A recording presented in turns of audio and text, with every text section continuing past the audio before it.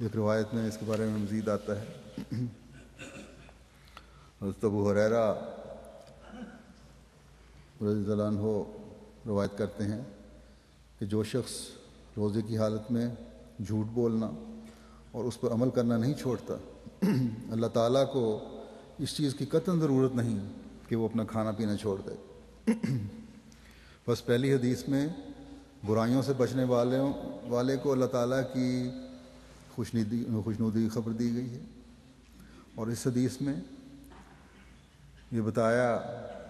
کہ برائیوں سے نہ بچنے والے کا روزہ نہیں ہوتا، بلکہ فاقہ ہوگا، اور اللہ تعالیٰ کو کسی شخص کے فاقہ زدہ رہنے سے کوئی فرق نہیں پڑتا، یا اس شخص کی اس کے فاقہ زدہ رہنے سے اس کی نیکیوں میں کوئی اضافہ نہیں ہوتا۔ بس حقیقی مومن کو اللہ تعالیٰ سے اس کے فضلوں کو مانگنے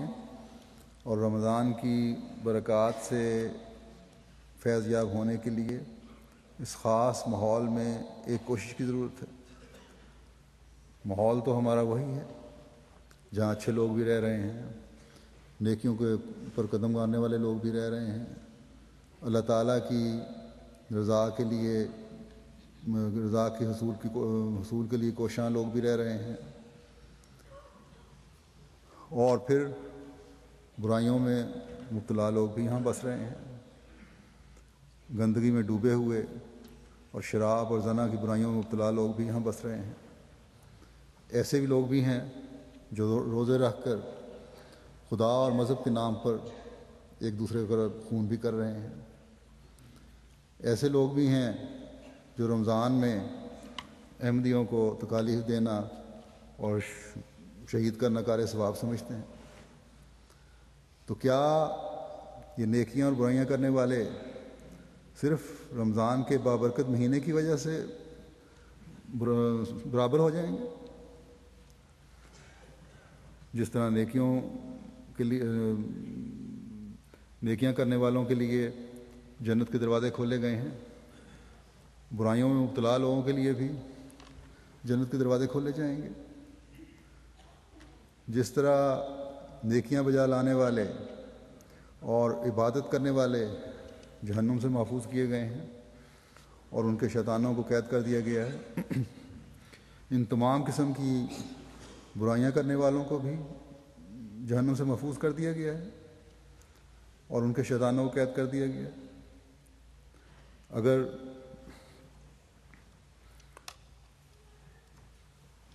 ان کے شیطانوں کو بھی قید کر دیا جاتا تو یہ شیطانی فعل ان سے سرزد ہی نہ ہوتے، بلکہ وہ نیکیاں کرنے والے ہوتے۔ بس یہ معاملہ مشروط ہے بعض نسبتوں اور اعمال کے ساتھ جو خدا تعالیٰ کی رضا کے حصول کے لیے رمضان سے فیض یاب ہونے کی کوشش کرے گا، خدا تعالیٰ عام حالات سے بڑھ کر اس کے لیے یہ سامان مہیا فرمائے گا، کیونکہ وہ شخص جو روزے دار ہے اور اس نیت سے روزہ رکھتا ہے کہ اللہ کو راضی کرے، وہ خدا تعالیٰ کی رضا کے حصول کے لیے ان سب برائیوں کو ترک کر رہا ہے، بلکہ جائز باتوں کو بھی چھوڑ رہا ہے۔ بس ہمیں اللہ تعالیٰ کی دی ہوئی ان خاص سہولتوں سے فائدہ اٹھانے کے لیے اس کے فضل کو مانگتے ہوئے اس کے حضور جھکنے کی ضرورت ہے۔ وہ پیغام جو اللہ تعالیٰ نے حضرت صلی اللہ علیہ وسلم کے ذریعے حضرت صلی اللہ علیہ وسلم کے صحابہ کے سوال پر یا امکان سوال پر دیا تھا، وہ ہمیشہ کے لیے قرآن کریم میں محفوظ ہو کر ہمارے لیے خوشخبری کا پیغام بن گیا ہے۔ جو آیت میں نے تلاوت کی ہے، جیسے کہ میں نے بتایا ہے کہ روزوں کے حکام کے درمیان میں یہ آیت آتی ہے، جس میں اللہ تعالیٰ نے اپنے بندوں کو اپنے قرب اور ان دعاؤں کی قبولیت کی خوشخبری دی ہے جو بندہ کرتا ہے، اور جیسا کہ جو احادیث میں نے پیش کی وہ بھی اس آیت کی وضاحت کرتی ہیں۔ احادیث میں روزے کے حوالے سے بعض اوامر و نواہی کا ذکر کیا گیا ہے۔ یہاں بھی اللہ تعالیٰ نے اپنے قریب آنے اور اپنا قرب پانے اور اپنے بندے کی دعا کی قبولیت کا ذکر فرما کر بعض شرائط بھی عائد فرما دی ہیں۔ پہلی بات تو سآلہ کا عبادی کہہ کر فرما دی کہ ہر ایرے غیرے کے بارے میں رمضان سے فیض یاب ہونا اور فیض پانا اور قبولیت دعا کے نظارے دیکھنا نہیں ہے۔ فرمایا کہ میرے بندے وہ لوگ جو اللہ تعالیٰ کا عبد بننا چاہتے ہیں اور ہیں، یہ قربتیں انہیں کو ملنے والی ہیں۔ وہ لوگ جو اللہ تعالیٰ کے خاص بندے ہیں، یہ خاص بندے بننے کے خواہاں ہیں۔ ایّاک نعبد و ایّاک نستعین کا اظہار ان کے ہر فعل سے ہو رہا ہے۔ یہاں اللہ تعالیٰ نے اپنے خاص بندوں کی یہ نشانی بتائی ہے کہ وہ سوال انی کا کرتے ہیں، یعنی اللہ تعالیٰ فرماتا ہے وہ میرے بارے میں پوچھتے ہیں، مجھے تلاش کرتے ہیں۔ ان کی خواہشات دنیاوی نہیں ہوتی کہ خدا ملے تو بزنس بڑھانے کی دعا کروں، اسے بزنس کے لیے مانگوں، دوسری دنیاوی خواہشات کو پورا کرنے کی دعا کروں،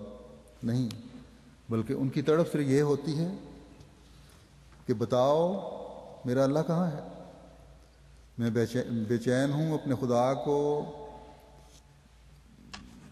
خدا کی تلاش میں۔ دنیا دہریت کی طرف بڑھ رہی ہے، خدا کے وجود کے خلاف کتابیں لکھی جا رہی ہیں۔ ایسے میں مجھے اپنی بھی فکر ہے کہ میں جو خدا واحد پر ایمان لانے والا ہوں، میری صرف ایک خواہش ہے کہ مجھے خدا تعالیٰ کی ذات کا اتنا عرفان حاصل ہو جائے کہ کوئی دنیاوی چیز اور دہریت کی چمک اور دھوکہ مجھے میرے احمدی مسلمان ہونے سے ہٹا نہ سکے۔ اور اس خواہش کے پورا کرنے کے لیے میں رمضان کے روزے بھی خاص اہتمام سے رکھ رہا ہوں۔ اللہ تعالیٰ فرماتا ہے کہ خالص ہو کر میری تلاش کرنے والوں، میں تمہارے قریب ہوں۔ جو بھی مسلمان ہے اور حقیقی مسلمان بننے کے لیے کوشاں ہے، حضرت صلی اللہ علیہ وسلم پر اتری ہوئی کامل شریعت پر ایمان لانے والا ہے، اس پر عمل کرنے کی کوشش کرنے والا ہے، خدا تعالیٰ کی تلاش میں حضرت صلی اللہ علیہ وسلم کی سنت اور باتوں پر عمل کرنے والا ہے، اللہ تعالیٰ کی محبت کے حصول کے لیے حضرت صلی اللہ علیہ وسلم سے محبت کرنے والا ہے۔ اللہ تعالیٰ فرماتا ہے میں ان کے قریب ہوں، اور جب بھی میرے بندے مجھے پکارتے ہیں میں جواب دیتا ہوں۔ بس اگر اللہ تعالیٰ سے سوال جواب کا سلسلہ شروع کرنا ہے تو سب سے پہلے خالص ہو کر اللہ تعالیٰ کی تلاش ضروری ہے، اور تلاش کے لیے پھر اللہ تعالیٰ نے خود ہی طریق بھی بتا دیا، جس کا میں نے ابھی ذکر کیا ہے کہ قرآن کی حکومت اپنے پر قائم کرنا، سنت رسول صلی اللہ علیہ وسلم پر عمل کرنا، اور عشق رسول عربی کی انتہا کرنا، اور قرآن کریم اور حضرت صلی اللہ علیہ وسلم کی پیش گوئیوں کے مطابق جو زمینی اور آسمانی نشانوں کے طور پر پوری بھی ہو چکی ہیں، اب زمانے کے امام سے کامل وفا کرنا، حضرت صلی اللہ علیہ وسلم کے عاشق صادق کی بیعت میں خالص ہو کر آنا، صرف مسلمان ہونے کا اعلان کرنا کافی نہیں ہے۔ یہاں پھر وہ مضمون بیان ہوتا ہے کہ اسلمنا کافی نہیں، بلکہ یوم نبی کے مضمون کو سمجھو، اپنے ایمان کو کامل کرو، اور ایمان کامل کرنے کی اپنی تعریفیں نہ کرو، بلکہ اس راستے پر اس راستے سے کامل ایمان کی طرف آؤ جو اللہ تعالیٰ اور اس کے رسول صلی اللہ علیہ وسلم نے بتائے ہیں۔